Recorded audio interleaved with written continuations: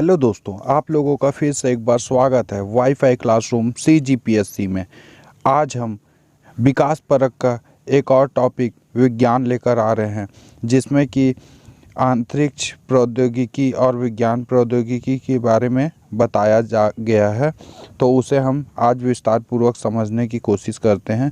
और जो भी इस चैनल में नया है वो कृपया करके इसे सब्सक्राइब कर दे और साथ में बेल आइकन को दबा दे, ताकि नए वीडियो का नोटिफिकेशन आप तक जल्द से जल्द पहुंच सके। तो यहाँ विज्ञान का टॉपिक है, और जो सबसे पहला टॉपिक यहाँ बताया गया वो है DRDO ने सॉलिड फ्यूल डिटेक्ट रैमजेट का परीक्षण किया है। ध्यान दीजिएगा, जो DRDO है वो 5 मार्च 2021 को, ध्यान दीजिएगा, सॉलिड जो फ्यूल डिटेक्ट रैमजेट होते हैं, जिसको शॉर्ट में SFDR तकनीक का सफल परीक्षण किया है। ध्यान दीजिएगा, और ये कहाँ से किया गया है तो उड़ीसा का जो चांदीपुर में एकीकृत प्रशिक्षण रेंज है वहीं से किया गया है।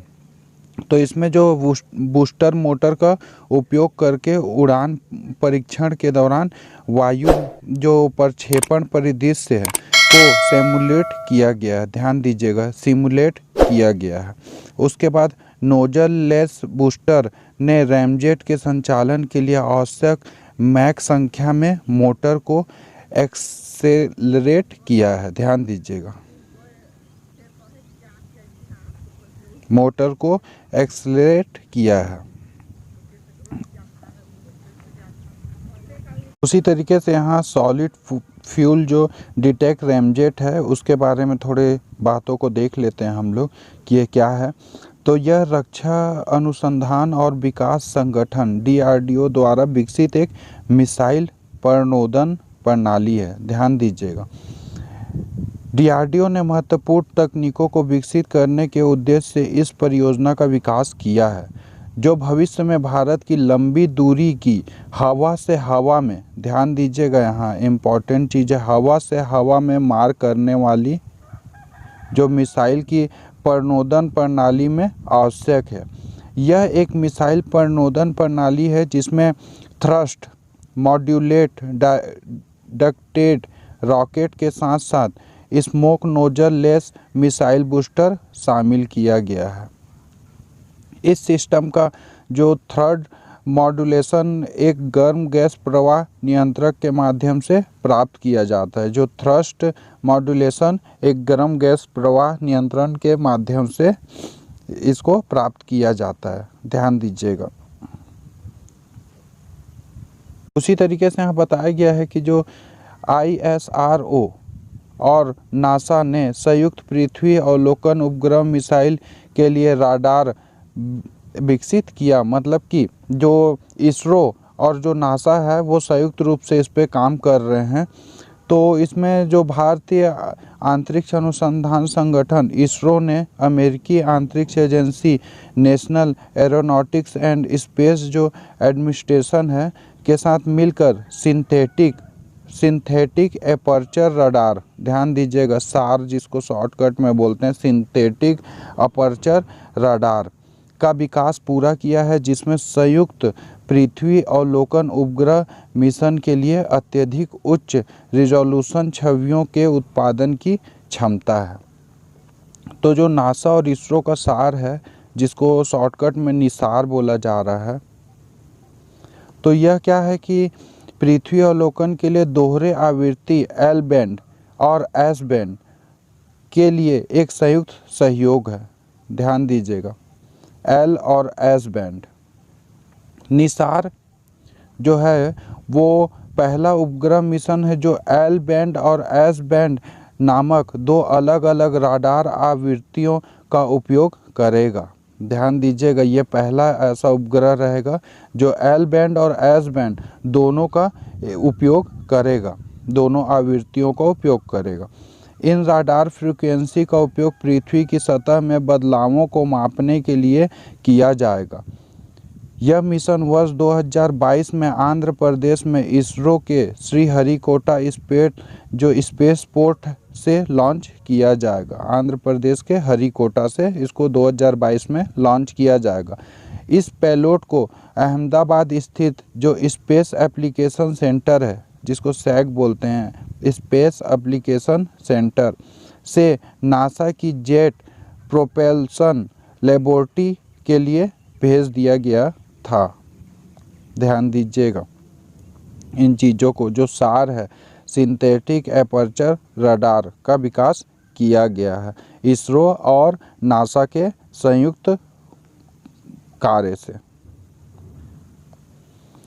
उसी तरीके से यहाँ वैज्ञानिकों ने बताया है कि जो पृथ्वी की छिपी हुई परत है, छिपी हुई परत, अभी तक हम लोग 4 परत के बारे में जानते थे पृथ्वी का, लेकिन वैज्ञानिकों ने अभी हाल ही में बताया है कि जो पृथ्वी के कोर के अंदर एक छिपी हुई संरचना के संकेतों का पता लगा है, कोर के और अंदर में। ध्यान दीजिएगा, इस संकेत में पृथ्वी के केंद्र के बारे में मौजूद लंबे समय से चली आ रही मान्यता को बदलने की क्षमता रखता है। इस परत को 5वीं परत कहा जा रहा है। ध्यान दीजिएगा, अभी तक हमने 4 परत के बारे में देखे हैं, लेकिन वैज्ञानिकों ने 5वां परत भी बता रहे हैं कि ऐसा है। लंबे समय से चली आ रही मान्यता के अनुसार पृथ्वी की 4 परतें मौजूद है, जिसमें भूपर पट्टी, मेंटर और बाहरी कोर जो होता है, आंतरिक कोर होता है, ये 4। लेकिन आंतरिक कोर के आगे भी वैज्ञानिकों ने बताया है कि लोहे की संरचना में कथित तौर पे कुछ बदलाव दर्ज किए गए हैं। इन परिवर्तनों से पता चलता है कि एक नई सीमा रेखा पृथ्वी के केंद्र से लगभग 650 किलोमीटर तक फैला हुआ है। ध्यान दीजिएगा, एक नई सीमा रेखा की बात कर रहे हैं जो पृथ्वी के केंद्र के लगभग 650 किलोमीटर तक फैल रही है, ऐसा बताया गया है। और जो ये 5वीं परत है, उसको क्या है कि डेली मेल की जो रिपोर्ट है, ध्यान दीजिएगा, डेली मेल की जो रिपोर्ट है उसके अनुसार शोधकर्ताओं को 1 दशक से अधिक समय के लिए 5वीं परत का संकेत मिल रहा है। हालांकि इसका पता लगाना काफ़ी मुश्किल है। पृथ्वी के भीतर यात्रा कर रही भूकंपीय जो तरंगों के यात्रा के समय आंकड़ों का अध्ययन करने के बाद शोधकर्ताओं 5वीं परत के बारे में संदेह कर रहे हैं। ध्यान दीजिएगा कि जो भूकंपीय तरंगे हैं उनकी यात्रा जो है, उस समय पे जो आंकड़ों का अध्ययन करने के बाद शोधकर्ता 5वीं परत के बारे में थोड़ा संदेह कर रहे हैं। इस डेटा को इंटरनेशनल सिस्मोलॉजिकल सेंटर द्वारा कैप्चर किया गया है। इस डेटा के बाद वैज्ञानिक और शोधकर्ताओं ने पृथ्वी के आंतरिक कोर की संरचना में बदलाव के सबूतों को खोजने के लिए अपने नए एल्गोरिदम का उपयोग किया है। ध्यान दीजिएगा, फिर 4 के बाद ये 5वां परत अगर साबित हो गया तो मतलब 5वां परत के बारे में भी हम लोग कुछ सालों बाद पढ़ना चालू कर देंगे। वैसे अगला देखते हैं, इसरो ने साउंडिंग जो रॉकेट है RH-560 लॉन्च किया। ध्यान दीजिएगा कि इसरो ने साउंडिंग रॉकेट RH-560 लॉन्च किया। तो भारतीय अंतरिक्ष अनुसंधान संगठन इसरो ने 12 मार्च 2021 को RH-560 साउंडिंग रॉकेट लॉन्च किया है। तटस्थ हवाओं और प्लाज्मा डायनेमिक्स में एटीट्यूडनल वेरिएशन का अध्ययन करने के लिए इस रॉकेट का लॉन्च किया गया था। ध्यान दीजिएगा कि जो एटीट्यूडनल वेरिएशन का अध्ययन करने के लिए, इसके कुछ मुख्य बिंदुओं के बारे में देखते हैं। तो RH-560 रॉकेट का जो सतीश धवन स्पेस सेंटर है, हरिकोटा रेंज से लॉन्च किया गया था। इसरो ने कहा है कि साउंडिंग रॉकेट 1 या 2 चरण के ठोस जो प्रणोदक रॉकेट है। ध्यान दीजिएगा, 1 या 2 चरण के ठोस प्रणोदक रॉकेट हैं। इन रॉकेट का उपयोग ऊपरी वायुमंडल क्षेत्रों की जांच करने और अंतरिक्ष जो अनुसंधान करने के लिए किया जाता है।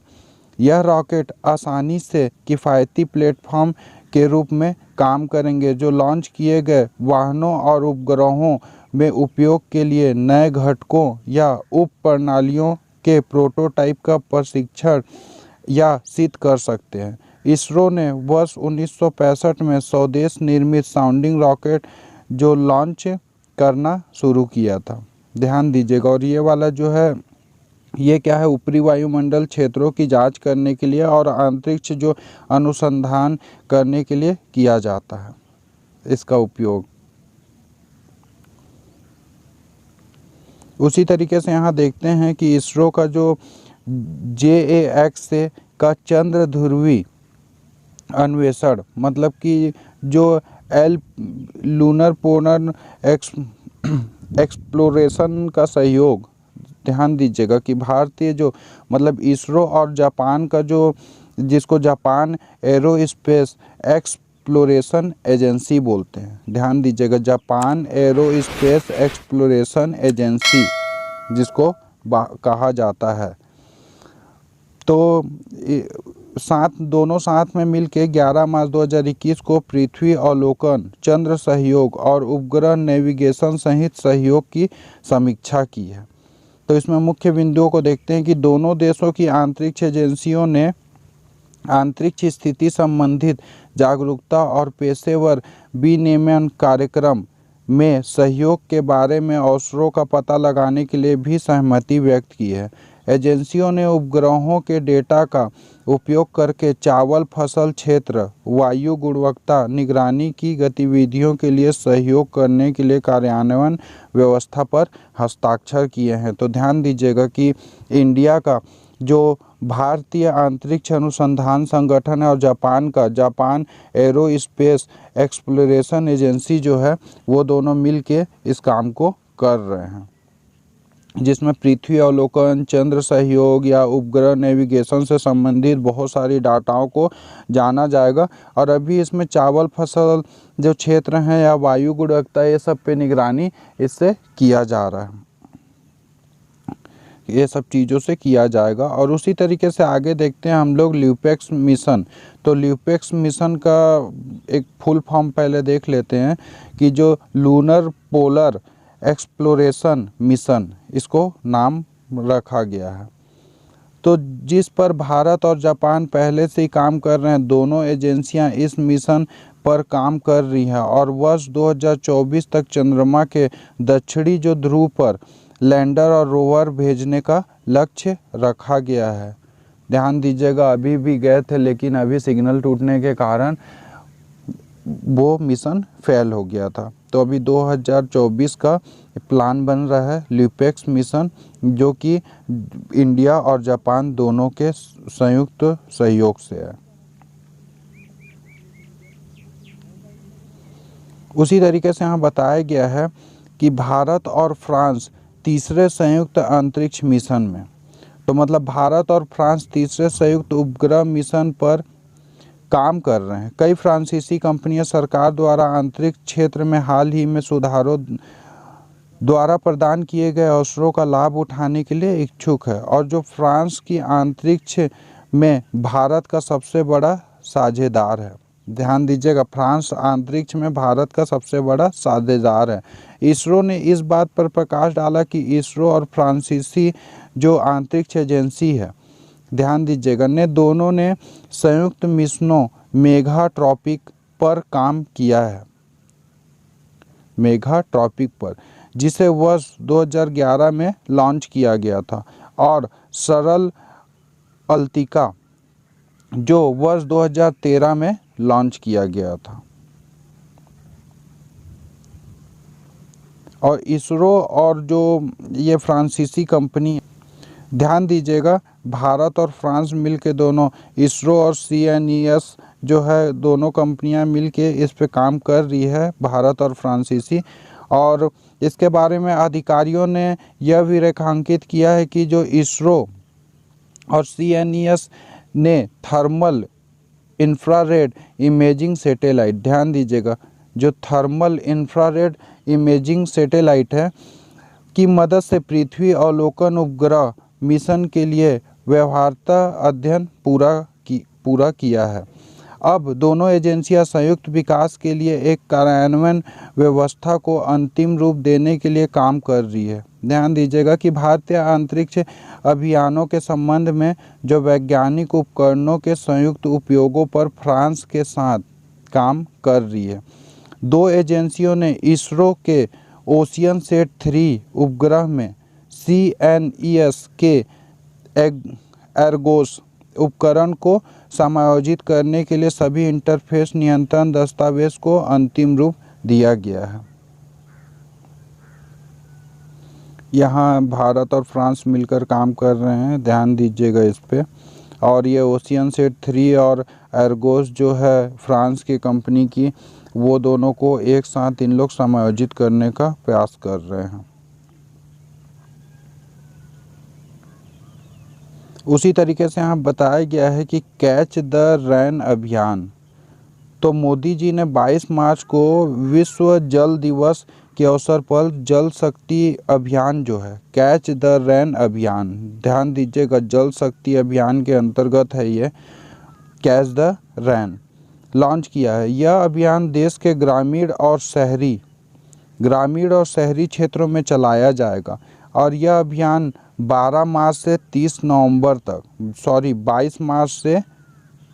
नवंबर तक इन चीज़ों को आप ध्यान दीजिएगा कि 22 मार्च से 30 नवंबर तक इसको चलाया जाएगा।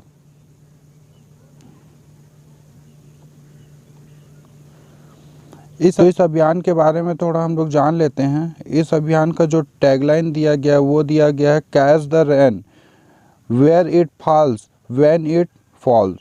तो इस अभियान में जो उपयुक्त वर्षा जल संचयन संरचनाएं, ध्यान दीजिएगा कि जो वाटर हार्वेस्टिंग का है उसके लिए मतलब तरीका अपनाने में मदद मिलेगी, जिससे कि मानसून में गिरने से पहले जलवायु परिस्थितियों और उप मौसम के लिए उपयुक्त है।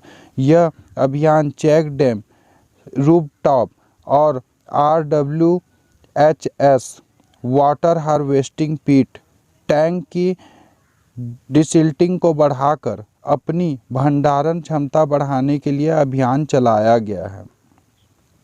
तो ध्यान दीजिएगा इसमें मेन बात यह है कि जो वर्षा जल के संचयन संरचनाएं जो है उसको बनाने पे या फिर जो प्राकृतिक तौर पे हैं उन लोगों को वो करने पे ज़्यादा महत्व दिया जा रहा है, क्योंकि वर्षा के जो जल है वो मतलब संचयन की व्यवस्था ना होने के कारण और बहुत सारे रीजन के कारण हम उस पानियों को संचय नहीं कर पाते या उपयोग नहीं कर पाते। इसलिए इसमें कहा गया है कैच द रेन अभियान, मतलब कि अब पानी को हम लोग को बचाना है और ज़्यादा से ज़्यादा मात्रा में वो चीज़ों का संचयन करके दूसरे कार्यों में लगाना है। तो ध्यान दीजिएगा यहाँ विज्ञान प्रौद्योगिकी के टॉपिक ख़त्म होता है।